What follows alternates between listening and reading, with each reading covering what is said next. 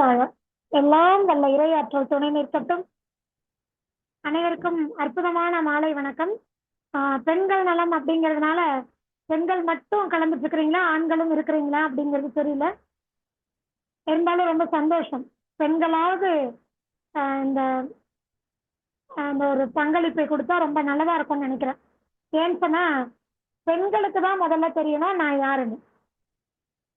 அதாவது நான் தான் என்ன சொல்லல, ஒவ்வொரு பெண்ணுக்கும் தான் யார், நமக்குள்ள என்ன மாதிரியான திறமை இருக்கு, என்ன மாதிரியான ஆற்றல் இருக்கு, எவ்வளவு சக்தி நமக்குள்ள இருக்கு அப்படிங்கிறது நமக்கு முதல்ல தெரியணும். நமக்கு அது தெரிஞ்சதுன்னா நம்மளுடைய நலத்தை பத்தி நம்மளே கவலைப்பட வேண்டியதுதான். இது தெரியாததுனாலதான் நம்மளுடைய உடல் நலம், மனநலம், புத்தி நலம் எல்லாம் பாதிக்கப்பட்டு இன்னொருத்தர் நம்மளை பார்த்து குற்றம் சொல்கிற அளவுக்கு நாம இருக்கிறோம். இறை சாதனை மார்க்கத்துல எல்லாருக்கும் தெரிஞ்சிருக்கும். நம்மளுடைய குரு வேதாத்திரி மகரிஷி ஐயா அவர்கள் மனைவி நல வேட்பு அப்படின்னே ஒண்ணு ஏற்பாடு பண்ணி ரொம்ப சிறப்பா இப்ப வரைக்கும் நடத்திட்டு இருக்கோம். எதுக்காக அவரு இப்படி ஒரு பெரிய ஒரு மகான் எல்லா விஷயத்தையும் சொல்லி கொடுத்த ஒரு அணுவை துளைத்துன்னு அதுல இருந்து ஆரம்பிச்சு நமக்கு துரோகம் செய்யறவங்களை கூட வாழ்க வளமுடன் வாழ்த்தணும்னு சொல்லி கொடுத்தவர் மகளிர் நலனுக்கு எதுக்கு அவ்வளவு ஒரு முக்கியத்துவம் கொடுத்து தனியா ஒரு டாபிக், தனியா ஒரு நாளை ஒதுக்கி அதுக்காக செய்தார் அப்படின்னு சொல்லும் பொழுது அவர் புரிஞ்சு வச்சிருக்கிறார் பெண்களுடைய சக்தி என்ன, அவசியம் என்ன, அவர்கள் முதல்ல ஏன் தன்னை உணரணும் அப்படிங்கிறதுக்கு ரொம்ப முக்கியத்துவம் கொடுத்ததுனால மனைவிகள், குறிப்பா பெண்கள்னு சொல்லும்போது எப்போ ஒரு பெண் பெண்ணாகிறாள் அப்படின்னு சொன்னா திருமண வாழ்க்கைக்குள்ள நுழைஞ்சதுக்கு அப்புறம் தான். ஒரே ஒரு சின்ன ஒரு உதாரணம், ஒரு சின்ன ஒரு ப்ராக்டிக்கல் உங்களுக்கு எல்லாம் நான் கொடுக்குறேன்னு கூட வச்சுக்கோங்களேன். இந்த வகுப்பு முடிந்ததுக்கு அப்புறமா நான் சொல்லக்கூடிய 2 டாபிக் மட்டும் எடுத்துக்கோங்க, நீங்களே அனலைஸ் பண்ணுங்க. வேதாத்திரியத்துக்குள்ள வர்றதுக்கு முன்னாடி நீங்க எப்படி இருந்தீங்க, வேதாத்திரியத்துக்குள்ள வந்ததுக்கு அப்புறமா நீங்க எப்படி இருக்கீங்க, இதை நீங்க உட்கார்ந்து சிந்திச்சு உங்களை அனலைஸ் பண்ணுங்க. ஏன் அப்படின்னு சொன்னா மகரிஷி ஐயார்கள் இப்ப இறை சாதனை மார்க்கத்திலையும் சரி, எல்லா வேதாத்திரி மகரிஷி ஐயா மன்றங்களிலும் முதல் முக்கியத்துவம் கொடுக்கறது எதுக்காக அப்படின்னு சொன்னா உடல் ஆரோக்கியத்திற்கு. ஏன் அப்படின்னா பிறவியின் நோக்கத்தை அடைவதற்கு இந்த உடல் ஆரோக்கியம் மிக மிக முக்கியம். இந்த பிறவியினுடைய நோக்கம் என்ன, இறை பேராற்றலோடு ஒன்றாக ஒன்று கலக்கிறது. அப்படித்தானே பண்றோம், சக்தி தலம் சிவத்தலம்னு போறோமா இல்லையா? ஒன்றோட ஒன்று கலந்து நாம ஒன்றிணைந்து போறோம். அப்படி போறதுக்கு அதுதான் நம்மளுடைய பிறவியினுடைய நோக்கம். அதுக்கு என்ன ரொம்ப முக்கியம்னா இந்த உடல் நல்லா ரொம்ப, அது வரைக்கும் என்ன பண்ணணும், இந்த உடலை பத்திரமா பாதுகாத்துக்கணும். நாம ஒரு ஊர்ல இருந்து இன்னொரு ஊருக்கு போகணும், அந்த ஊருக்கு போற வரைக்குமாவது நாம போகக்கூடிய அந்த ட்ரெயினோ பஸ்ஸோ நல்லபடியா போய் சேரணுமா இல்லையா? இடையில பஞ்சர் ஆயிடக்கூடாது, வீல் அலைன்மெண்ட் மாறிடக்கூடாது, என்ஜின் பழுதாயிடக்கூடாது, எல்லாமே கரெக்டா இருக்கணும்ல. அப்பதானே நம்ம போய் சேர வேண்டிய இடத்துக்கு பத்திரமா போய் சேர முடியும். அப்படிதான் இந்த வாழ்க்கை நமக்கு, இந்த உடல் அதுக்காக தான். ஸோ இதை நம்ம பத்திரமா பாதுகாக்கணும். அகத்திய மாமுனிவர்ல இருந்து அனைத்து சித்தர்களும் ஞானிகளும் அனைத்து ரிஷிமார்களும் சொன்ன ஒரு விஷயம், உடம்பை வளர்க்கணும். எதற்காக அப்படின்னா இந்த உயிரை வளர்ப்பதற்காக. இந்த உயிரை வளர்க்கணும்னா உடம்பு ரொம்ப முக்கியம். சரி, 2வது ஒரு டாபிக் கொடுக்குறோம். இப்போ வேதாத்திரியத்துக்குள்ள வர்றதுக்கு முன்னாடி, மகரிஷி ஐயாவை தெரிவதற்கு முன்னாடி, அறிவதற்கு முன்னாடி, நீங்க உணர்வதற்கு முன்னாடி, உணர்ந்ததுன்னா என்ன, தெரிஞ்சுக்கிறதுனா மகரிஷி ஐயானா தெரியும், வாழ்க வளமுடன்னா மகரிஷி ஐயாதான், அது மட்டும் பத்தாது. அதுக்கப்புறம் அறிஞ்சுக்கிட்டீங்க, என்ன அறிஞ்சுக்கிட்டீங்க, அவர் என்னெல்லாம் சொல்லி கொடுத்துருக்கிறாரு, தென்னம் ஆராய்தல் எல்லாமே இல்லையா, சினம் தவிர்த்தல், கவலை ஒழித்தல், ஆசை சீரமைத்தல் எல்லாம் சொல்லி கொடுத்துருக்கிறாரு. இதெல்லாம் நீங்க அறிஞ்சுக்கிட்டீங்க.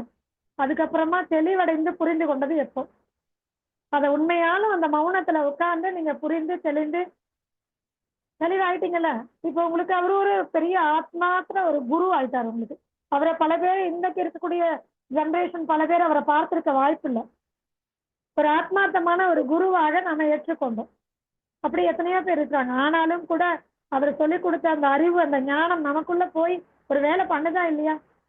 சரி, இதெல்லாம் கத்துக்கிட்டீங்க. இதுக்கு முன்னாடி வேதாத்திரியத்துக்குள்ள வரதுக்கு முன்னாடி இதெல்லாம் ஒண்ணுமே தெரியாது. அப்போ நீங்க வாழ்ந்த வாழ்க்கையை வேதாத்திரிக்குள்ள வந்ததுக்கு அப்புறமா இதுக்காக தான் நான் இப்படி எல்லாம் நடந்துக்கிட்டேன், இதெல்லாம் நான் சரி செய்திருக்கணும், அப்ப என் வாழ்க்கை மாறி இருக்கும் அப்படின்னு புதுவிதமான ஒரு வாழ்க்கை புரிதலோட வாழ ஆரம்பிச்சிருக்கீங்கல்ல? எத்தனை பேர் வாழ ஆரம்பிச்சிருக்கீங்க? நீங்க வாழ ஆரம்பிச்சிருந்தால் நிச்சயமாக முன்பகுதி வாழ்க்கையை காட்டிலும் வேதாத்திரியத்துக்குள்ள வந்ததுக்கு அப்புறம் உங்களுடைய வாழ்க்கை நிச்சயமாக எல்லா விதத்திலும் உடல் ஆரோக்கியமாகட்டும், மனப்பக்குவமாகட்டும், புத்தி தெளிவாகட்டும், ஆன்ம ஞானம் எல்லாமே பெருகி இருக்குமா இல்லையா? ஆகி இருக்கா? நீங்க சரியாக புரிந்து உணர்ந்து தெளிவடைந்திருந்தீங்கன்னா அது நிச்சயமாக உங்களுக்குள்ள நீங்க புரிஞ்சுக்கிட்டாலும் புரியலனாலும் ஃபாலோ பண்ணி இருந்தாலே உங்களுக்கு மிகப்பெரிய மாற்றத்தை அது கண்டிப்பா கொடுத்துருக்கும். தேங்க்யூ பாக்யலட்சுமி அம்மா. நிச்சயமா கொடுத்துருக்கோம். அதை உணராதவங்க ஒருத்தருமே இருக்க முடியாது. சரி, இப்ப நான் கேட்கிறேன் ஒரு சின்ன கேள்வி. நீங்க பிறந்தது இல்லையா, உங்களுக்கு விவரம் தெரிஞ்சு ஒரு 5 வயசு இல்ல வேண்டாம், எனக்கு நல்ல விவரம் தெரிஞ்சு ஒரு 15 வயசு, அதுல இருந்து இன்னைக்கு 15 வயசு இருக்கும்போது உங்களுடைய உடல் ஆரோக்கியம் எப்படி இருந்தது? உங்களுடைய மனப்பக்குவம் எப்படி இருந்தது? புத்தி தெளிவு எப்படி இருந்துச்சு? நீங்க ரொம்ப எமோஷனல் டைப்பா, இல்ல ரொம்ப மெச்சூர்டா, ரொம்ப பெருந்தன்மையா நடந்துட்டீங்களா, இல்ல ஒரு வாக்கியம்னால சிறு வாக்கியம் அப்படி ரொம்ப ஷார்ட்டா சிம்பிளா பேசுவீங்களா, இல்ல சொல்ல இந்த விஷயத்த அழகா அடுத்தவங்களுக்கு அதை டிரான்ஸ்ஃபார்ம் பண்ணுவீங்களா, அல்லது பயந்தீங்களா, இல்ல இப்போ இப்போ இப்போ நீங்க வந்து அந்த வேதாத்திரத்துக்குள்ள வந்திருப்பீங்க, இயற்கை வாழ்வியலுக்குள்ள வந்திருப்பீங்க, பல பல பெரிய ஆசான்களுடைய வகுப்புகளை எல்லாம் அட்டன் பண்ணிருக்கீங்க, பல அனுபவங்கள் உங்களுக்கு கிடைச்சிருக்கும். இப்போ உங்களுடைய உடல் ஆரோக்கியம் எப்படி இருக்கு? மேபி உங்களுடைய மனசு பக்குவப்பட்டு இருக்கலாம், புத்தி தெளிவடைந்திருக்கலாம், ஆன்ம ஞானம் பெற்றிருக்கலாம். உடல் ஆரோக்கியம் அன்னைக்கு இருந்த மாதிரி இன்னைக்கு இருக்கா? மனசாட்சியோட பதில் எழுதணும். 15 வருடம் இருக்கும் பொழுது, எனக்கு 15 வயசு இருக்கும் பொழுது அல்லது அதுக்கு முன்னாடி ஞாபகம் இருந்தா, பிறக்கும் பொழுது எல்லாருமே ஆரோக்கியமா தான் இருந்தோம். இன்றைக்கு நாம அப்படி இருக்கமா? காரணம் என்ன? நோ. ஆன்சர் பண்ணிட்டீங்க நிறைய பேருக்கு. இதான் உண்மை. நான் எப்போ இதை உணர ஆரம்பிச்சனோ, எனக்குள்ள விழிப்பு நிலை வந்துச்சோ, அப்ப நான் என்ன ஆரம்பிச்சேன் தெரியுங்களா? நான் அனுபவித்தது, எனக்கு இருக்கக்கூடிய இந்த குற்ற உணர்வு, எனக்கு இருக்கக்கூடிய இந்த அறியாமை மற்ற எந்த பெண்ணுக்கும் இருக்கக்கூடாது, எந்த மனிதனுக்கும் இருக்கக்கூடாது அப்படின்னு ஆரம்பிச்சதுதான் இந்த மருத்துவ சேவை. அதுக்காக உங்களை மருத்துவ சேவை செஞ்சாதான் நீங்க வந்து உங்களை மேம்படுத்திக்க முடியும், உங்க ஆரோக்கியத்துல நீங்க இன்னும் மேல வர முடியும் அப்படின்னு நான் சொல்ல வரல. எனக்கு அந்த விழிப்பு நிலை வந்த போது என்னை இந்த இறை பேராற்றல் தகுதியுள்ள கருவியாக என்னை மாற்றி இப்படி ஒரு வாய்ப்பை கொடுத்தது. நான் பயன்படுத்திக்கிட்டேன். இன்றைக்கு வரைக்கும் அதை மெயின்டைன் பண்றதா? Yes, of course.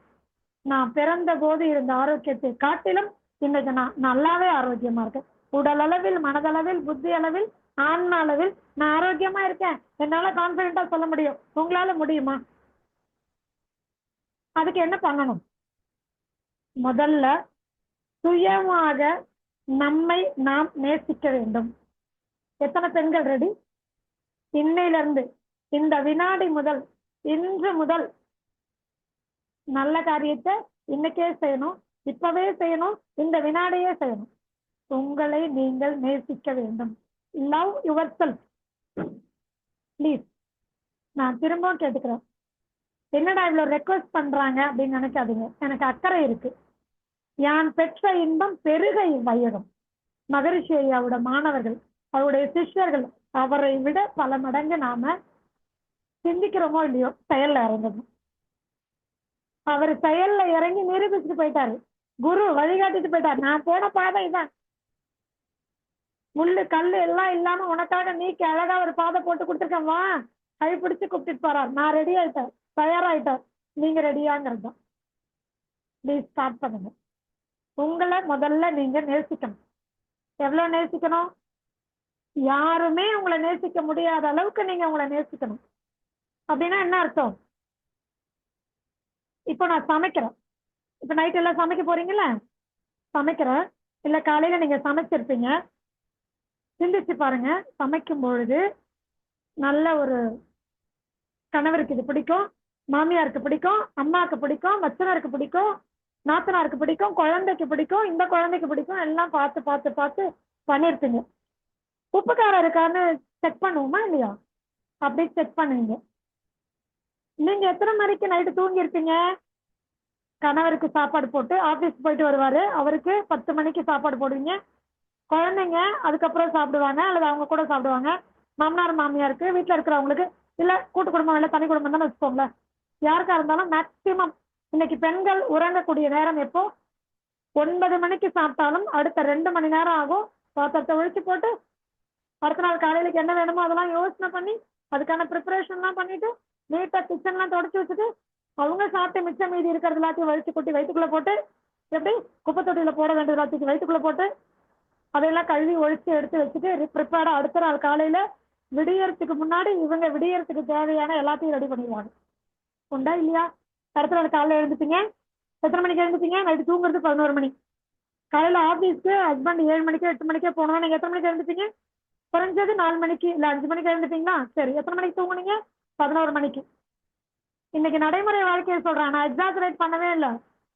நான் அப்ராக்சிமேட்டா மேக்சிமம் இப்படிதான் பெண்கள் இருக்கிறீங்க, குடும்பம் இப்படிதான் இருக்கு. இப்போ 11 மணிக்கு தூங்குனீங்க, காலைல 5 மணிக்கு எழுந்துக்கிறீங்க. 11 to 5 எவ்வளவு மணி நேரம்? 12, 1, 2, 3, 4, 5, 6 மணி நேரம் போதுமா தூக்கம்? சரி, ஓகே, நீங்க சொல்றபடியே நான் வரேன். நான் பஞ்சபுத தவம் பண்றேன், நவகிரக தவம் பண்றேன். நான் என்ன மாறா இதில் ஆசை சீரமைத்தெல்லாம் மாசத்துக்கு ஒரு முறை மௌனத்துல இருந்து என்ன நான் சரி பண்ணிக்கிறேன். ஓகே, நான் உங்க வழிக்கே வரேன். அப்படி நீங்க பண்றவங்களா இருந்தா உண்மையாவே நீங்க நவகிரக தவம் பண்றீங்க, பஞ்சபுத தவம் பண்றீங்க, மனப்பக்குவம் பெற்றவர்கள். ஆசை சீரமத்தை சினம் தவிர்த்தெல்லாம் நான் ஃபாலோ பண்றேன். நான் காயக்கல்ப பயிற்சி தினமும் பண்றேன், வாழைக்காய் வழக்கம் சாந்தி பண்றேன், வாட் எவர் இட் மேபி. காலையில தூங்கி எழுந்துக்கும் போது 5 மணிக்கு நீங்க அலாரம் வச்சு எழுந்துக்கும் போது கண்ணு எரிச்சல் இல்லாம நல்லா தூங்கி கண்ணை திறந்து நான் யாரு, நான் எங்க இருக்கேன், இப்ப நான் என்ன பண்ணிட்டு இருக்கிறேன், அப்படி ஒரு சுய நினைவே இல்லாம உங்க அட்மாஸ்பியரே புரியாம கண்ணை கட்டி காட்டுல விட்ட மாதிரி எதுவுமே தெரியாத மாதிரி நாம யாருன்னே தெரியாத அளவுக்கு எத்தனை பேர் எழுந்துக்கிறீங்க? மனசாட்சியோட பதில் சொல்லணும். நான் நல்லா தூங்கினேன், மனசுக்குள்ள எனக்கு எந்த எண்ணமும் இல்லை, எனக்கு எந்த எண்ணமும் ஓடல, எந்த பதட்டமும் இல்லை, எனக்கு கண்ணுல எரிச்சல் இல்லை, எனக்கு எந்த நினைப்புமே இல்லை. இப்படி நீங்கள் தூங்கி இருந்தால் உங்க உடலுக்கு சரியான ஓய்வை நீங்க கொடுத்துருக்கிறீங்க. அப்படி சரியான ஓய்வை கொடுத்துருக்கீங்கன்னா அது ஆழ்ந்த உறக்கம். அப்படி ஆழ்ந்த உறக்கம் ஒவ்வொரு நாளும் நீங்க எழுந்திருந்தீங்கன்னா ஒவ்வொரு நாளும் உங்கள் உடல் தன்னைத்தானே சரி செய்து கொள்ளும். அப்ப காலையில கண்ணெரிச்சல் இருக்கக்கூடாது. ராத்திரி கணவரோ அல்லது மாமியாரோ சொன்ன வார்த்தை உங்களுக்கு ஞாபகம் வரக்கூடாது. முதல் நாள் இரவு உங்களுக்கு ஏதாவது ஒரு கால் வந்திருக்கும், அதுல டென்ஷனா இருப்பீங்க, அல்லது நல்ல விஷயம் அது உங்களுக்கு ஞாபகத்துக்கு வராது. காலையில இதெல்லாம் ஞாபகம் வருதுன்னா நீங்க ஆழ்ந்த உறக்கத்துக்குள்ள போல. ராத்திரி அவர் அதை சொன்னாரு, நைட்டு நான் அந்த சீரியல் பார்த்தேன், இல்ல இவங்க சொன்னாங்க, இதை கேட்டேன், எனக்கு இது என்னாச்சு, காலையில எழுந்துக்கும் போது ஞாபகத்துக்கு வருது அப்படின்னு என்ன அர்த்தம்? நீங்க ஆழ்ந்த உறக்கத்துக்குள்ள டீப் ஸ்லீப்புக்குள்ள போலன்னு அர்த்தம். இரவு இரவு வேண்டாம், நீங்க தூங்கி எழுந்திருக்கீங்க, ஓகே அப்பா நேற்றுக்கு நைட்டே நம்ம எல்லாத்தையும் எடுத்து வச்சுட்டோம் அப்படின்னு உங்களுக்கு ஞாபகம் வந்தாலே நீங்க ஆழ்ந்த உறக்கத்துக்குள்ள போலன்னு அர்த்தம். இரவு தூங்குறதுக்கு முன்னாடி நீங்க சமைச்ச உணவு, நீங்க கிளீன் பண்ணி வச்ச ஸ்டவ், கிளீன் பண்ணி வச்ச பாத்திரம், அடுக்கி வச்ச பாத்திரம், இதெல்லாம் உங்களுக்கு ஞாபகம் வந்தால் உறங்கி எழுந்தவுடன், இரவு குழந்தை தூங்குறதுக்கு படுத்துனாங்க, கணவர் ஏதோ பேசினாரு, இல்ல பக்கத்து வீட்டுல ஏதோ சொன்னாங்க, இதெல்லாம் ஞாபகம் வந்தா, இல்ல ஆபீஸ்க்கு போயிருக்கீங்க, இல்ல ஒரு மன்றத்துக்கு போயிருக்கீங்க, அங்க பேசினது உங்களுக்குள்ள ரிப்பீட் ஆகிட்டே இருக்கு, இரவு அது ரிலேட்டடா கனவு வந்துச்சு, இல்ல ஒரு 10 மாசத்துக்கு முன்னாடி ஏதோ ஒரு விஷயத்த நீங்க பாத்தீங்க, அந்த இன்ஸ்டன்ட் உங்க ஆழ் மனதுல பதிஞ்சு அது உங்களுக்கு இரவு முழுக்க உங்களுடைய தூக்கத்தை தொந்தரவு பண்ணிருக்குன்னா நீங்க டீப் ஸ்லீப்புக்குள்ள போல. ஆழ்ந்த உறக்கத்துக்குள்ள போல. ஆழ்ந்த உறக்கத்துக்குள் போனால் மட்டும்தான் என்டார்பின் செக்ரேஷன் வரும். நல்ல ஆழ்ந்த உறக்கத்தில் தான் என்டார்பின் செக்ரேஷன் உங்களுக்கு ஸ்டிமுலேட் ஆகும். அதுதான் நோய் எதிர்ப்பு ஆற்றலை உற்பத்தி பண்ணி உடலை இரவு முழுக்க சர்வீஸ் பண்ணும். நீங்க எப்போ கனவு காண்றீங்க, தூங்கி எழுந்த உடனே இந்த நினப்பெல்லாம் வருது, முதல் நாள் இரவு நடந்தது, பகல் ஃபுல்லா நடந்தது, 10 மாசத்துக்கு நல்லா நடந்தது அப்படின்னு உறங்கி எழுந்த ஒரு 5 நிமிடத்துக்குள்ள இது எதுவுமே ஞாபகத்துக்குள்ள இருக்கக்கூடாது. 5 நிமிஷம் கழிச்சு நான் யாரு, அட்லீஸ்ட் குறைஞ்சது 1 நிமிடம். இதுக்கு நான் உதாரணம் சொல்லட்டுமா? இது பாசிபிளா அப்படின்னு நிறைய பேர் ஆச்சரியப்படுறீங்களே. உதாரணம் சொல்றேன். பிள்ளைய பெத்தனவங்க தான் எல்லாருமே இங்க இருக்கீங்க. அம்மாக்கள் இருக்கீங்களா இல்லையா? உங்க குழந்தைய, பிறந்த குழந்தையாகட்டும் அல்லது ஒரு 10 வயது வரைக்கும் இருக்க குழந்தை, இப்ப போய் கவனிங்க. இனிமேலாவது தூங்கி எழுந்த உடனே அந்த குழந்தை அம்மான்னு உங்ககிட்ட வருமா? அம்மா பக்கத்துல கூட வராது.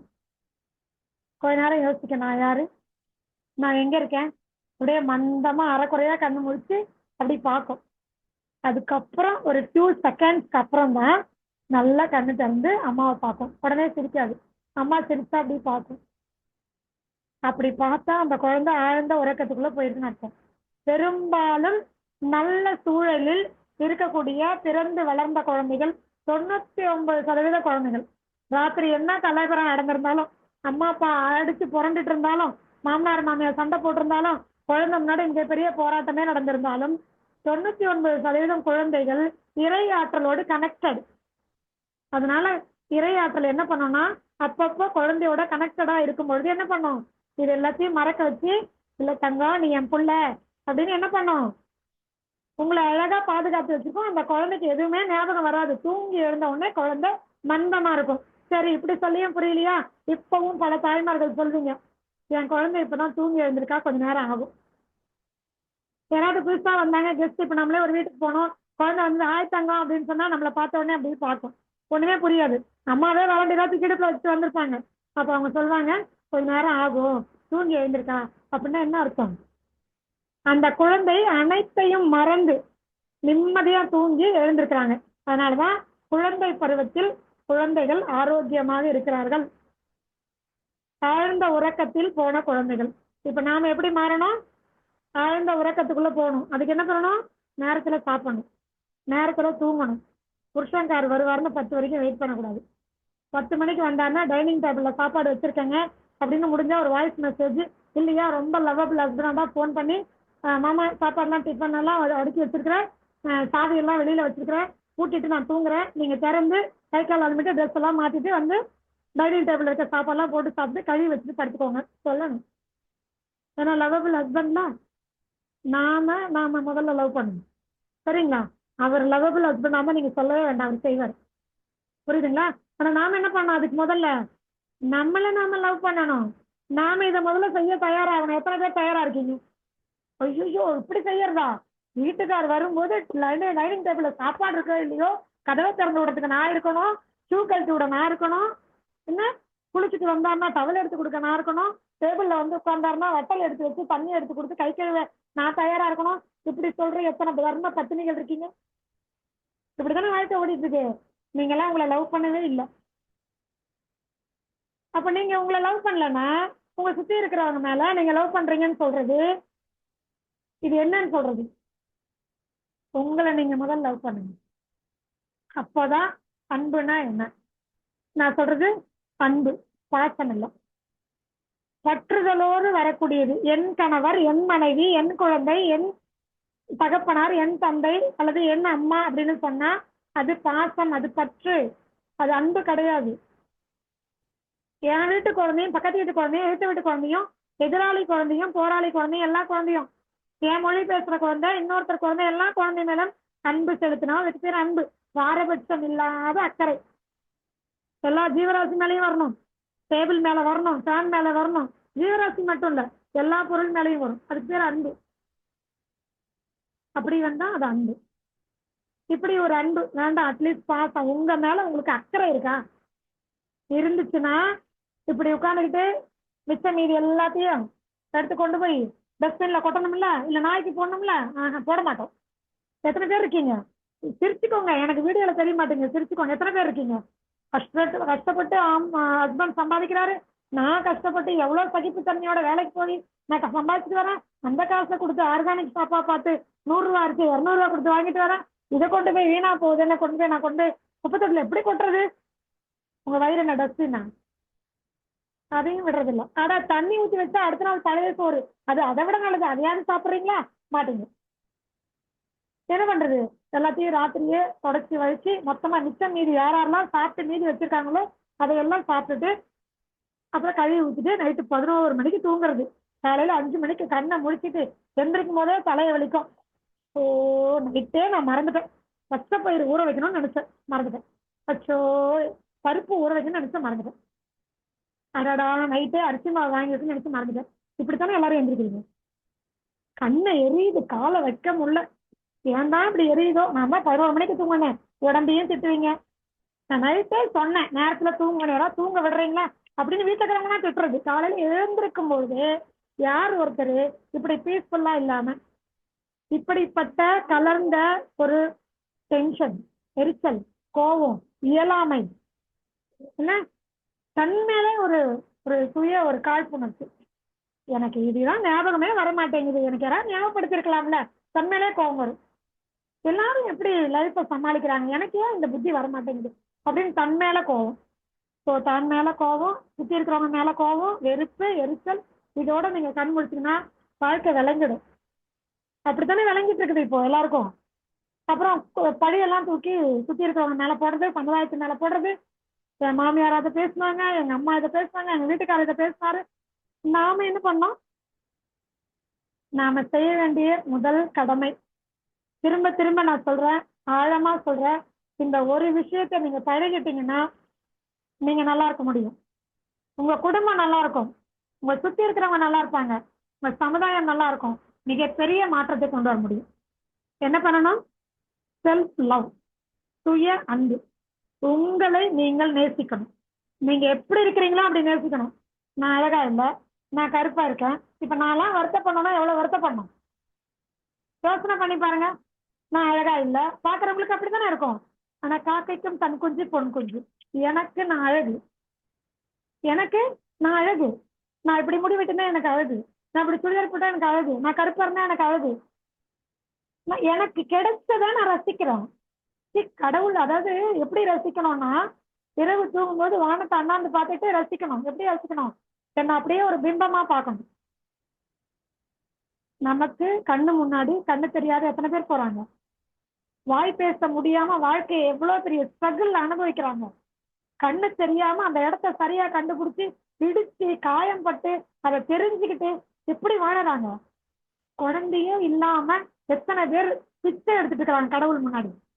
கடவுளே எனக்கு குழந்தை கொடுன்னு. எத்தனை பேர் கல்யாணம் ஆகிறதுக்கு வாய்ப்பு இல்லாம, வசதி இல்லாம, கட்டி வைக்க ஆள் இல்லாம, பெத்து போட்ட பிள்ளைய வளர்க்க முடியாம எத்தனை பேர், எத்தனை குழந்தைங்க அனாதையா இருக்கு. எத்தனை பேர் புருஷங்கிட்ட அடி வாங்கி, எத்தனை பேர் கவலை கஷ்டப்பட்டு உயிர் விடுற ஸ்டேஜ் எல்லாம் மோசமான வாழ்க்கையை வாழறாங்க. கொஞ்சம் சிந்திங்க. உங்க ஒவ்வொருத்தருக்கும் கிடைச்ச வாழ்க்கை வாழ்க்கையா, வாய்ப்பா? எவ்வளவு பெரிய பொக்கிஷம். இதை சிந்திச்சிருக்கீங்களா என்னைக்காவது? அதையெல்லாம் பார்க்கும்பொழுது எனக்கு இருக்கக்கூடிய பிரச்சனையே கிடையாது.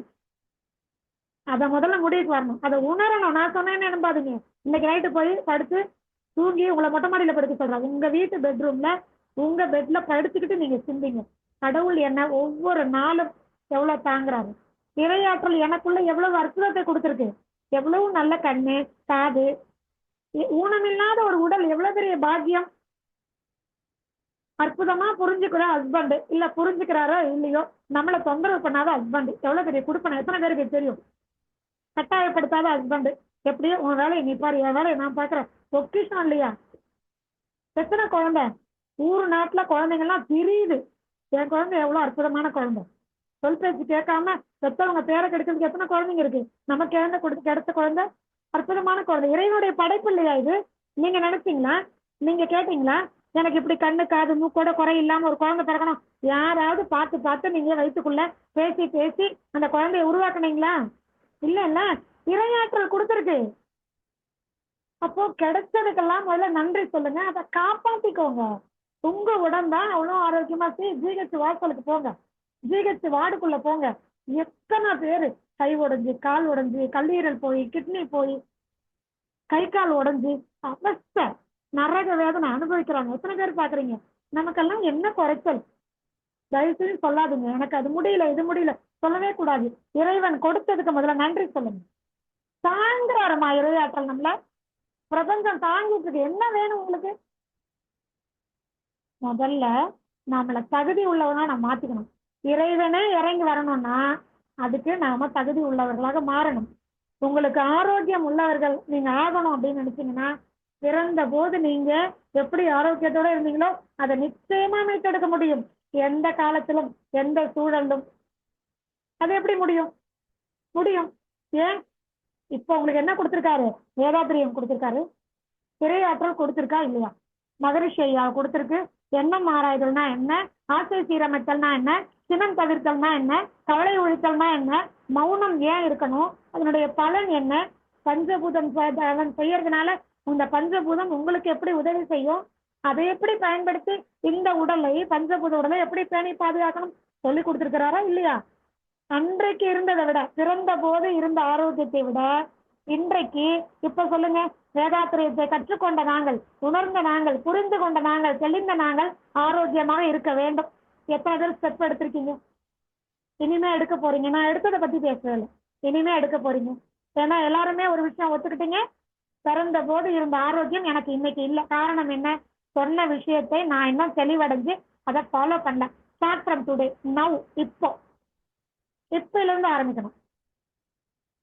அதுல முதலாவது படி, என்னை நான் சிநேகிக்கணும்.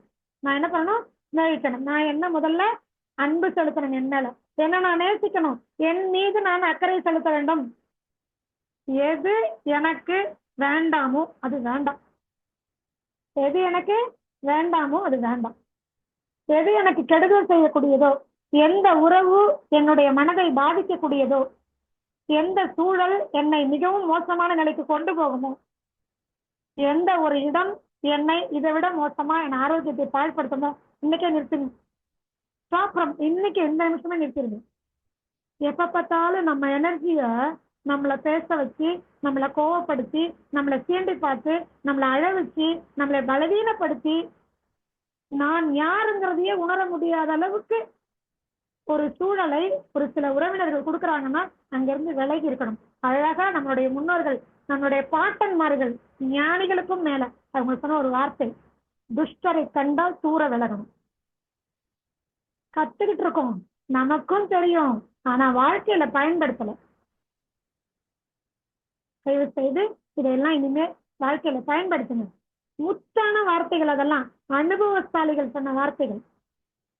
எது ஒன்று நம்முடைய சக்தியை விரயமாக்குதோ, எது ஒன்று நம்மை பலவீனப்படுத்துதோ, எது ஒன்று நம்மளை காயப்படுத்துதோ, நம்மளையே உணர விடாமல் செய்தோ, நம்ம திறமையை நாம் அறிய விடாமல் செய்தோ, அதுல இருந்து விலகி இருங்க. எப்படிப்பட்ட உறவா இருந்தாலும் சரி விலகி இருங்க. விட்டுட்டு போக சொல்ல, அங்க ஆரம்பிக்கணும். என்ன பண்ணணும்? ஜெயிக்கணும். என்னோட சக்தி என்ன, என் திறமை என்ன, என் ஆற்றல் என்ன, என்னோட பலம் என்ன, அங்கிருந்து ப்ரூஃப் பண்ணணும். வெற்ற இடத்துல துளுக்கணும். நான் யாரு முதல்ல, அதுக்கு நான் என்னை நேசிக்கணும், என் திறமை என்னன்னு நான் உணரணும். அதுக்கு எல்லாத்துக்கும் முன்னாடி என்னுடைய இழந்த ஆரோக்கியத்தை மீட்டெடுக்கணும். ஆரோக்கியம்ங்கிறது உடல் ஆரோக்கியம் மட்டும் கிடையாது. உடல் ஆரோக்கியம், மன ஆரோக்கியம். சின்ன விஷயத்துக்கெல்லாம் அழக்கூடாது, எமோஷனல் ஆகக்கூடாது, கோவப்படக்கூடாது, வருத்தப்படக்கூடாது, கவலைப்படக்கூடாது. எவ்வளவு அற்புதமான வார்த்தை! மகரிஷி ஐயா மாதிரி வார்த்தைகளை பொறுக்கி எடுத்து ஃபில் பண்ண மாதிரி வேற யாராலையும் முடியாது. இனி வரக்கூடிய ஜெனரேஷன் எத்தனை ஞானிகள் வந்தாலும் முடியாது.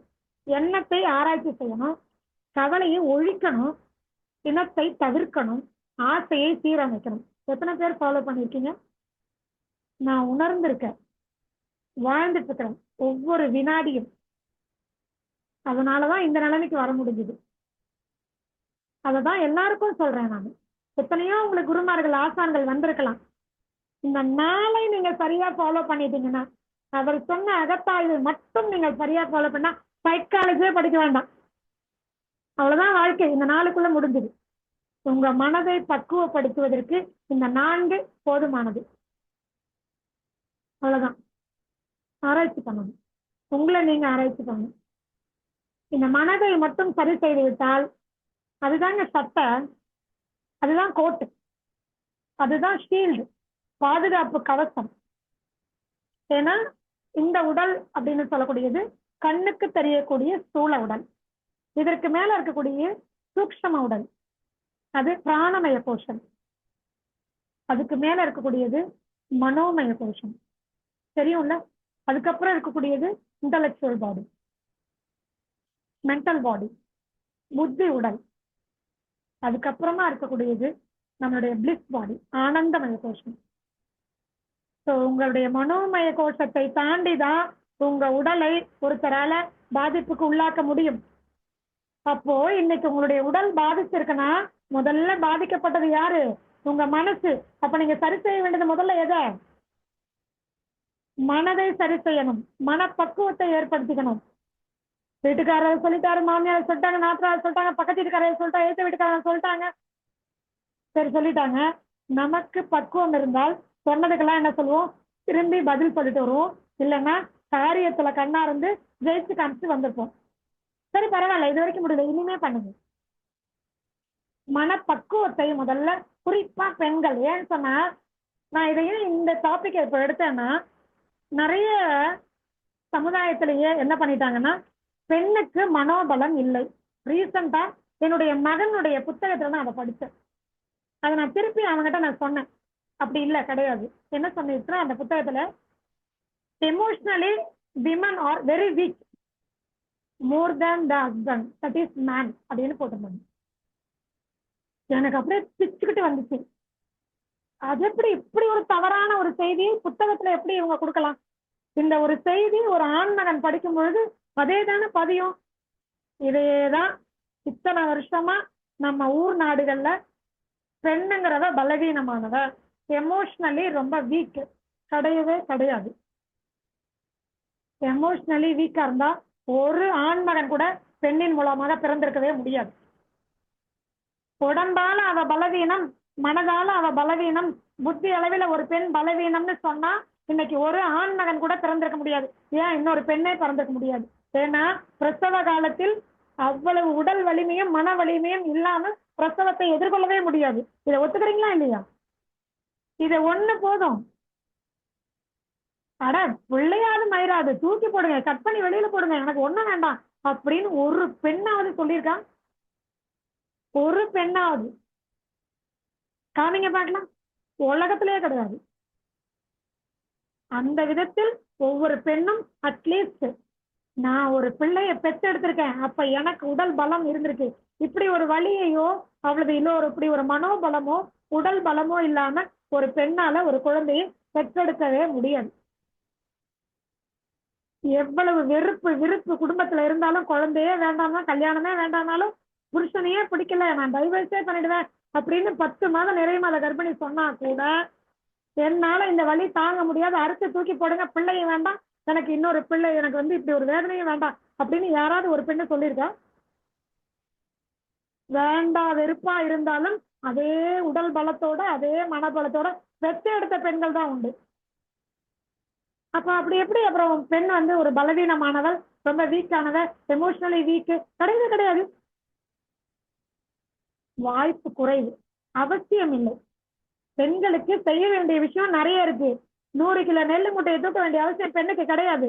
ஆணுக்கு அவசியம் ஏற்பட்டு அவங்க பழகிக்கிட்டாங்க, அதனால அவங்க தூக்குனாங்க. எங்க எடுத்த உடனே ஒரு 40 வயசு இருக்கக்கூடிய ஆண், ஒரு திடகாத்திரமான ஆண், இது வரைக்கும் தூக்கவே இல்லை எண்ணு மூட்டைக்கு, 50 கிலோ மூட்டை தூக்கி வச்சுக்கணும், எடுப்பு உடஞ்சிட்டு. பழக்கம் தானே பலத்தை கொடுக்குது. ஆனா பிரசவங்கிறது பழக்கம் கிடையாது. 18 வயது நிரம்பிய ஒரு பெண்ணுக்கு 21 வயசுலயோ அல்லது 19 வயசுலயோ ஒரு பெண்ணை பிரசவிக்கும் போது, குழந்தையை பிரசவிக்கும் போது பழக்கம் இருந்துதா? மனோபலம் இருந்துதா இல்லையா? உடல் பலத்தை காட்டிலும் புள்ளி குச்சா இருக்கும். ஒரு 3 கிலோ குழந்தையை பெற்றெடுக்கும். உடல் பலத்தால முடிஞ்சுதா? கிடையாது, மனோபலத்தால முடிஞ்சுது. ஆனா அந்த மனோபலம் தானே உடலுக்கு பலத்தை கொடுத்தது, ஒரு குழந்தையை ஈன்றெடுக்க முடிஞ்சது. அப்புறம் எப்படி சொல்லுவாங்க? இதையெல்லாம் நம்பி பொம்பளைங்க எங்களால முடியாது எங்களால முடியாது, இன்னும் கொஞ்சம் எக்ஸ்ட்ராவா போய் ஒரே ஒரு விஷயம் சொல்லுவாங்க. அதையும் நான் சொல்லிடுறேன். ஆண்களால எல்லாமே முடியும், பெண்களால ஒண்ணும் முடியாது அப்படின்னு வாக்குவாதம் வரும்போது ஆமா, உங்களால எல்லாமே முடியும். போட்டி போடுறீங்க, சட்டையை கழட்ட முடியுமா? ஆண்களால் சட்டையை மட்டும் கட்டிட்டு அனுப்ப முடியும், உடை இல்லாமல் இருக்க முடியும். ஆனா பெண் இன்னொரு உயிரை, இன்னொரு உடலை சுமக்கக்கூடியவள். அப்படியெல்லாம் உடை இல்லாம இருக்க முடியாது. அது மட்டும்தான் உங்களால முடியும். அதற்கும் மேல நல்ல விஷயங்கள், பெரிய விஷயங்கள், ஆரோக்கியமான விஷயங்கள், சக்தி ரூபத்துல எல்லாமே பண்ண முடியும். இது அவசியம் இல்லாத ஒண்ணு. இனிமே யாராவது உங்க முன்னாடி வந்து பெண் பலவீனமானவள் சொன்னா எந்திரிச்சு நின்னு இதாண்டா என் பலம்னு காமிக்கணும். கிடையவே கிடையாது. பழக்கம் 100 கிலோ மூட்டையையும் ஒரு பெண்ணால சுமக்க முடியும். ஆனாலையும் அவ்வளவுதான் முடியும். பழக்கம் இல்லைன்னா ஆனாலையும் முடியாது. நமக்கு அவசியம் இல்லை, அவர்களுக்கு அவசியம் ஏற்பட்டது. ஏன்? பெண்ணுக்கு குடும்ப நிர்வாகம், விட்டு கொடுத்தல், சகிப்புத்தன்மை, அனுசரித்து போதல், இன்னும் இதை விட குடும்ப நிர்வாகத்துல பல விஷயங்கள், பொறுத்து போகிறது, புரிஞ்சுக்கிறது, சமாதானப்படுத்துறது, ஞானம், இதெல்லாம் பெண்ணுக்குரிய வேலைகள். அது தன்மை. செய்ய வேண்டிய வேலை நிறைய இருக்கு. அதனால பொதி சமக்க வேண்டியது, வெயிட்டு சமக்க வேண்டியது, இது எல்லாத்தையும் ஆம்பளை கையில கொடுத்தாங்க. அதுக்காக பெண்ணுக்கு அதெல்லாம் செய்ய முடியாதுன்னு பழக்கப்படுத்தினா யாருக்கும் சாத்தியம். இதையெல்லாம் வச்சு என்ன பண்ணக்கூடாது, நான் பலவீனமானவள்னு எந்த ஒரு பெண்ணும் இந்த நொடியிலிருந்து இந்த இறை சாதனை மார்க்கத்தின் மூலமாக நான் தனியா சொல்லிக்கிறேன். யாருமே சொல்லக்கூடாது, ஏத்துக்கவும் கூடாது. நீங்கள் பிள்ளையை பெற்றவர்களா இருந்தா உங்களுக்கு புரியும். அது யாரு பலவீனமாம் கிடையவே கிடையாது. அப்ப நீங்க என்ன பண்ணணும்? உங்களால மனதை சரி செய்ய முடியும் என்றால் உடலை மீண்டும் பல மடங்கு ஆரோக்கியமாக நிச்சயம் மாற்ற முடியும். அதுக்கு என்ன செய்யணும்? உங்களை நீங்க லவ் பண்ணணும். திரும்ப திரும்ப நான் அதுக்குள்ளதான் வருவேன். இதுக்குள்ளதான் எல்லாமே அடங்கியிருக்கு. என்ன பண்ணணும்? ஸ்டார்ட் பண்ணுங்க. எனக்கு என்ன பலவீனம், என்ன பலம், எடுங்க, நோட் எடுங்க, எழுதுங்க. எனக்கு என்னென்ன பிரச்சனை? சரி, கண் பார்வையில குறைபாடு இருக்கு. சரி, எனக்கு வந்து வயிற்றுல பிரச்சனை இருக்கு, செரிமானத்துல தொந்தரவு இருக்கு, எனக்கு இரவு தூங்குவதில் சரியான தூக்கம் வரல, காலையில எழுந்துக்கும் டாய்லெட் சரியா வரல, இல்ல நாள் முழுக்க வேலை செய்யுது, கொஞ்ச நேரத்துல எனக்கு அலசதியா போயிடுது, எனக்கு மன சோர்வு வருது, உடல் சோர்வு வருது, கோபம் வருது, இயலாமையினால எனக்கு வெளிப்படுது. இவ்வளவு இருக்கா? லிஸ்ட் போடுங்க. உடல் ரீதியா நீங்க என்னென்ன பிரச்சனைகள் அனுபவிக்கிறீங்க, மன ரீதியா என்னென்ன அனுபவிக்கிறீங்க, லிஸ்ட் அவுட் பண்ணுங்க. ஒன்னொன்னையும் சரி பண்றதுக்கு மகரிஷி ஐயா என்னென்ன வாய்ப்புகள் கொடுத்திருக்காரு, இயற்கை வாழ்வியல் என்னென்ன கொடுத்திருக்காங்க, இயற்கை மருத்துவத்துல என்னென்ன ஆசான்கள் என்னென்ன சொல்லி கொடுத்திருக்காங்க. இல்ல வேதாத்ரி மகரிஷி ஐயா உடனே இருக்கே பாஸ்டர் ஹீலிங் சூப்பரா சொல்லி கொடுத்தாரா இல்லையா?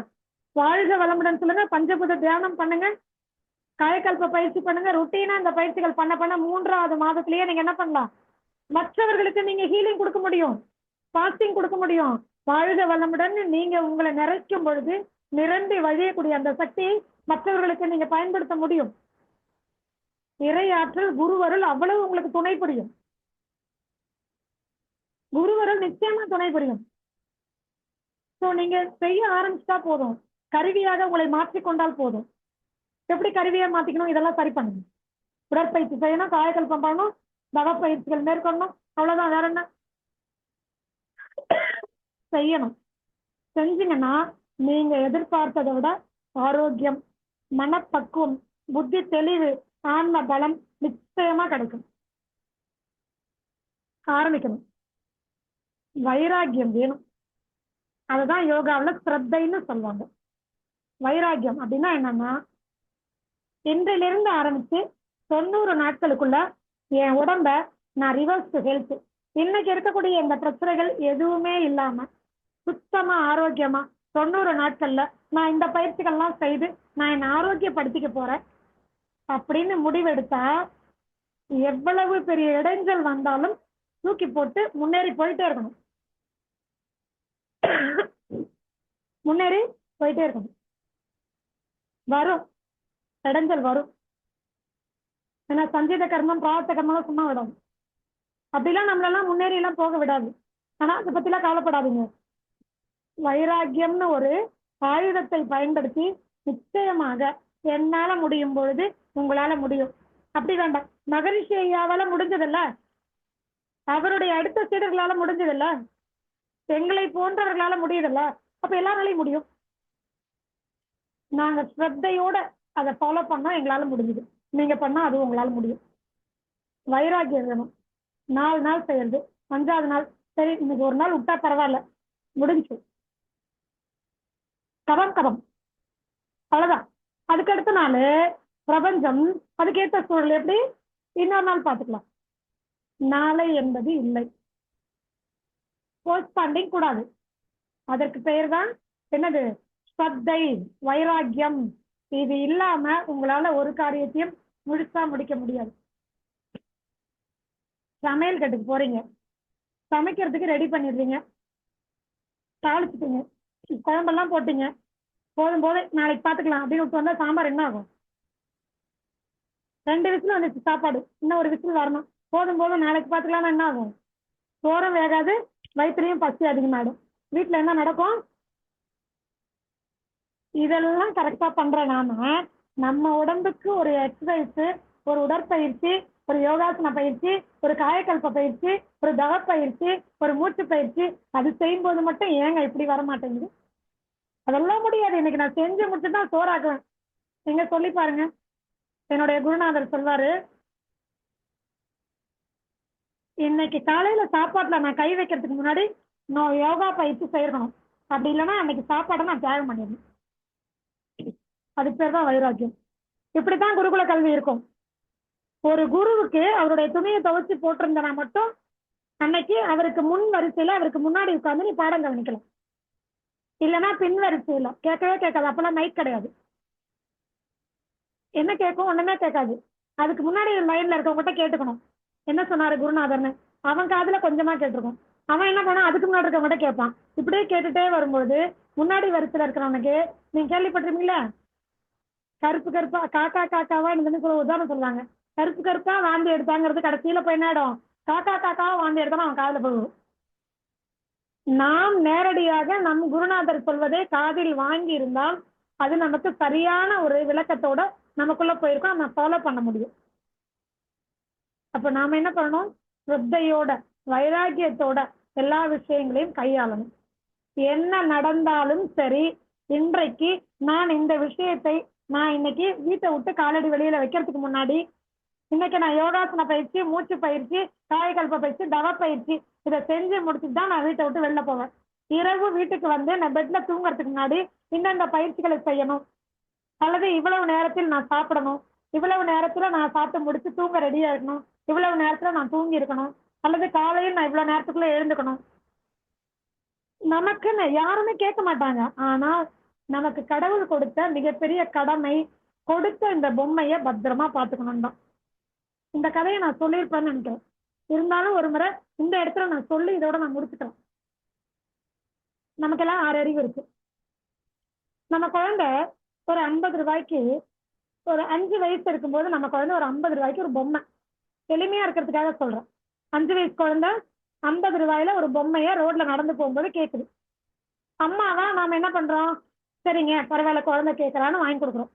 அந்த குழந்தை அந்த பொம்மைய பத்திரமா விளையாடி தான் வீட்டுக்கு சுத்தி இருக்கிற குழந்தைங்க எல்லாம் வச்சு பாரு, எங்க அப்பா அம்மா எனக்கு பொம்மை வாங்கி கொடுத்தாங்க அப்படின்னு கொடுத்து அந்த குழந்தை அதை பத்திரமா விளையாடுற மாதிரி இது பாத்துக்கும். ஐயோ வச்சிடாத, பத்திரமா வச்சுக்கணும், நம்ம நாளைக்கே விளையாடலாம், டெய்லி விளையாடலாம், பத்திரமா வச்சுக்கோ அப்படின்னு தானும் பத்திரமா வச்சுட்டு மத்த குழந்தையும் அதை பத்திரமா வச்சுக்கிறதுக்கு அதுக்கு அறிவுறுத்தி இப்படி வச்சுட்டு இருக்குதுன்னு வைங்க. திருப்பி ஒரு 2 மாசம் கழிச்சு இந்த பொம்மையை வச்சு பத்திரமா வச்சிருக்குது, அழகா தொடச்சு நீட்டா வச்சிருக்குது அந்த குழந்தை. இன்னொரு நாள் அதே மாதிரி ரோடுக்கு போறீங்க, அந்த பொம்மையோட விலை 500 ரூபாய் கேக்குது.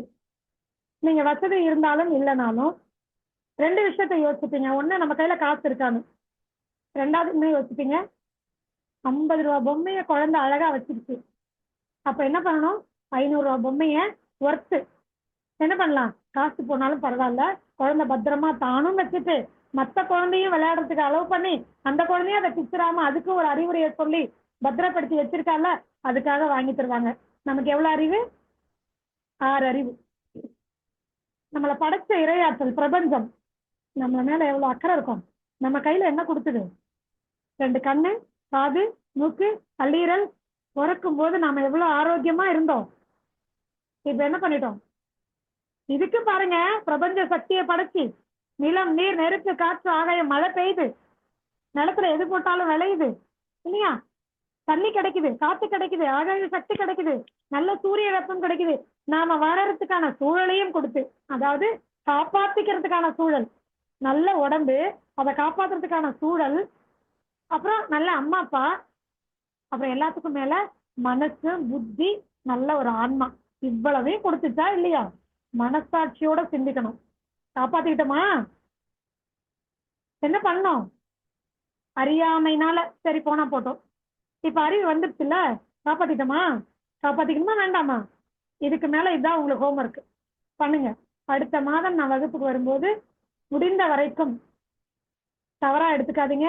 இதுவரைக்கும் நீங்க நான் என் வாழ்க்கையை நான் பார்த்துருக்கேன், என் உடம்ப பார்த்துருக்கேன், நான் ஆரோக்கியமா இருக்கேன் அப்படின்னு சொன்னா அடுத்த நிலைக்கு போறதுக்கு முயற்சி பண்ணுங்க. உண்மையாவே உங்க உடலை நீங்கள் ஆரோக்கியமாக வைத்துக் கொண்டால் மட்டும்தான் உங்களால உங்க குழந்தையை நேசிக்க முடியும். உங்களை நேசித்தால் மட்டும்தான், உங்க மேல நீங்க அக்கறை செலுத்தினா மட்டும்தான் அது உண்மையான அக்கறையாக, உண்மையான அன்பாக உங்க குடும்பத்துல இருக்கவங்க மேல போகும். இல்லைன்னா சோறு சமைக்கும் பொழுது நீங்க ரசிச்சு நாக்குல வச்சு டேஸ்ட் பார்த்துட்டு, ரசத்தையோ சாம்பாரையோ டேஸ்ட் பார்த்துட்டு அப்ப பசி எடுத்து அதை உணராமல் என் குழந்தைக்கு சாப்பாடு கொடுக்கணும், என் புருஷனுக்கு டைமுக்கு அனுப்பணும், என் மாமியார் மாமனாருக்கு கொடுக்கணும், நான் கோயிலுக்கு போகணும், விரதம் இருக்கணும், கோவில் சுத்தணும், குளிக்கணும், இப்படி எல்லாம் கமிட்மெண்ட் எல்லாம் நீங்களா பொய்யா ஒரு மாயையாக நீங்கெல்லாம் கிரியேட் பண்ணி உங்க வாயி அந்த உமிழ்நீரை அந்த சுவையை உணர்ந்த உடனே பசி உணர்வை ஏற்படுத்துச்சுல, சரி பசிச்சிருச்சு அது பாட்டு வேகட்டும் ஒரு 10 நிமிஷம் ஆகும் அப்படின்னு சொல்லி கொஞ்சம் சோறை போட்டு கொஞ்சம் சமைச்சது ஏதோ ஒன்று இருக்கிறத போட்டு அங்கேயே ஒரு சேரை போட்டு நிம்மதியா உட்கார்ந்து 4 வாய் சாப்பிட்டு பசி அடக்குனீங்கன்னா உண்மையாலும் உங்க மேல நீங்க அக்கறை வச்சிருக்கிறீங்க, உங்களை நீங்கள் நேசிக்கிறீர்கள்னு அர்த்தம். அப்பத்தான் உங்களுடைய அன்பு என்ன ஆகும்? குடும்பம் முழுக்க பரவும். உதாரணம் சொல்லட்டுமா? சமைக்கும் போது ஒரு குழந்தையோ ஒரு கணவரோ வேற ஏதாவது போன் காலோ வந்தா உங்களுக்கு கோபமோ எரிச்சலோ வருத்தமோ டென்ஷனோ ஏற்பட்டா, உங்களுக்கு பசி எடுத்துருச்சு, சாப்பிட முடியல, இக்கட்டான சூழல், குழந்தைய ஸ்கூலுக்கு டைமுக்கு அனுப்பணும், புருஷனுக்கு அனுப்பணும், மாமியாருக்கு கொடுக்கணும், கோவிலுக்கு போகணும், விரதம் இருக்கணும், இப்படி போட்டு உங்களையே நீங்க திணிச்சு மாய வலையில நீங்க சிக்கிட்டு இருக்கிறீங்க இல்லையா? முட்டாள்தனம். முதல்ல என் வயிற்று பசியை நான் அடக்கணும். இல்லைன்னா டேஸ்ட் பண்ணாதீங்க. எங்களுக்கு பசி இல்லைன்னா நீங்க சாப்பிட வேண்டாம். பசி எடுத்தாச்சு இல்ல, சாப்பிடணுமா வேண்டாமா? நீங்க தள்ளி போட்டீங்கன்னா என்ன ஆகும் தெரியுமா? வயிற்றுக்குள்ள இருக்கிற ஆசிட்டுக்கு தெரியாது உங்க கணவர் அன்பானவர், உங்க மாமியாருக்கு உடம்புக்கு முடியல, உங்க குழந்தைக்கு 8 மணிக்கு ஸ்கூலு, இதெல்லாம் வயிற்றுக்கு தெரியாது. கேஸ்ட்ரிக் ஜூஸுக்கு தெரியாது. ஹைட்ரோகுளோரிக் ஆசிட் வயிற்றுல சுரக்கிறதுக்கு தெரியாது. அது வெயிட் பண்ணுது. ஒரு பர்டிகுலர் டைமுக்கு மேல நீங்க கொடுக்கலன்னா அப்படியே உங்க வயிற்றுக்குள்ள ஒரு மெம்பரேன் இருக்கு, சைனஸ்னு ஒரு மெம்பரேன், அந்த மெம்பரேனை அரிச்சு சாப்பிட ஆரம்பிக்கும். இது ஒரே நாள்ல நடக்குது? அது நடக்காது. இப்படி நீங்க எப்ப கல்யாணம் ஆனதுல இருந்து பண்ணிட்டு இருக்கிறீங்களா? புள்ள பொத்து அந்த குழந்தை கல்யாணம் ஆகிற வரைக்கும் பண்றீங்களா இல்லையா? இத்தனை வருஷமா நீங்க அந்த வயிற்றை என்ன பண்ணிருக்கிறீங்கன்னா பசி எடுக்கும்போது சாப்பிடாம, பசியை உணர்ந்த பிறகும் கொடுக்காம தள்ளி போட்டு நீங்க ரொம்ப லேட்டா என்ன பண்றீங்க? சாப்பிடுறீங்க. 2 மணி நேரம் குறைஞ்சது ஆக்குறீங்களா இல்லையா? அதுவும் எடுத்தோடனே ஒரு டீ இல்லைன்னா காஃபி. நல்லதை கொடுக்க மாட்டீங்க. எது கூடாதோ அதை தான் கொடுப்பீங்க. இல்லைன்னா பிரெட் பிஸ்கட்டு, இதுக்கு சாப்பிடாமலே இருந்திருக்கலாம். அல்சரோடய போய் சேர்ந்துருக்கலாம். என்ன பண்றோம்? இதுக்கு பேர் தான் அல்சர். வயிற்றுக்குள்ள அரிச்சிரும், இது அல்சர். இப்படியே விட்டீங்கன்னா என்ன தெரியுமா? ஏன்னா உங்க மேல நீங்க அக்கறை வைக்கல, உங்க மேல உங்களுக்கு அன்பு இல்ல, வாசம் இல்ல, எதுவுமே இல்ல. அப்ப என்ன பண்ணும்? கேன்சர் வந்துடும். பயமுறுத்தல. நான் இதோட முடிக்கிறேன். பயமுறுத்தல. இதுதான் நடக்கும். காரணம் என்ன? யாரெல்லாம் மன இறுக்கத்தோடயே வாழறீங்களோ, மனசுக்கு பிடிச்ச மாதிரியே வாழாம எனக்கு பசிக்குது என்னால சாப்பிட முடியல இக்கட்டான சூழல்னு வெறுப்போடையும் கோபத்தோடையும் சோறாக்கி எல்லாத்துக்கும் போட்டு அனுப்பிச்சுட்டு நீங்க உட்காரும் போது என்ன ஆயிருக்கும்? கை கால்லாம் நடுங்கும், சாப்பிடவே முடியாது. அரைவாய் சாப்பிடுவீங்க, போதும்னு மந்தமாயிடுங்க. ஏற்கனவே ஒருத்தர் ஆக்குபை பண்ணிருப்பாரு. யாரு? Full of gas. ஏன்? அந்த ஹைட்ரோகுளோரிக் ஆசிட்ல இருந்து ஒரு வாயு உற்பத்தி ஆகும், ஒரு கேஸ் உற்பத்தி ஆகும். இதுதான் வாயு. இதுக்கு பேர் தான் கேஸ்ட்ரைட்டிஸ். இதுதான் இன்ஃப்ளமேஷன். இதுதான் ஸ்டொமடைட்டிஸ், வாய் புண்ணு, வயிற்று புண்ணு. அடுத்தது கேன்சரா மாறும். புரிஞ்சுச்சா? பெண்கள் நலம் அப்படின்னு சொல்லிட்டு அம்மா எங்கேயோ இருந்து ஆரம்பிச்சாங்கன்னு புரியுதா? பெண்கள் உங்களை நீங்க நேசிக்கலைன்னா என்ன ஆகும்?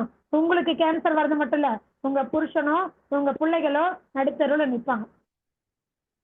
இதுக்கு பேரு நீங்க குழந்தைகளை நேசிக்கிறதா? ஒரு தாய் இல்லாமல் ஒரு குழந்தையால வாழ முடியுமா? கணவனால வாழ முடியும், ஒரு கல்யாணம் பண்ணிக்கலாம். மாமியாரோட வாழ முடியும், ஒரு மருமக வந்துருவா. குழந்தைக்கு தாயை காட்டிலும் வேற ஒரு உறவு உண்டா? அப்ப என்ன பண்ணணும்? உண்மையான உங்களுக்கு கணவர் மேலேயோ குழந்தைகள் மேலேயோ அக்கறை இருந்தால் உங்களை நீங்கள் நேசிக்கணும், உங்க உடம்ப பாத்துக்கணும், உங்க பசிக்கும் போது சாப்பிடணும், உங்களை நீங்க முதல்ல கவனிக்கணும்.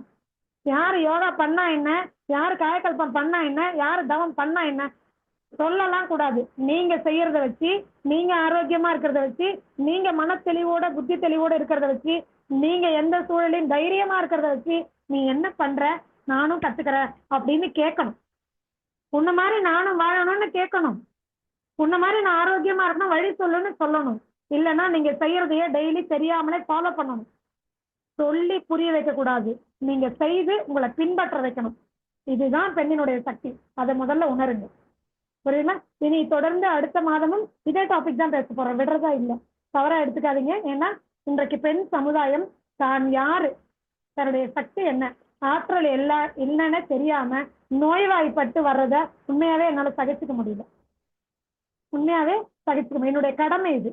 நான் வாழறது போலவே எல்லோரும் மனோதிடத்தோட, ஆன்ம பலத்தோட, புத்தி தெளிவோட, உடல் ஆரோக்கியத்தோட நீண்ட ஆண்டுகள் வாழணும்.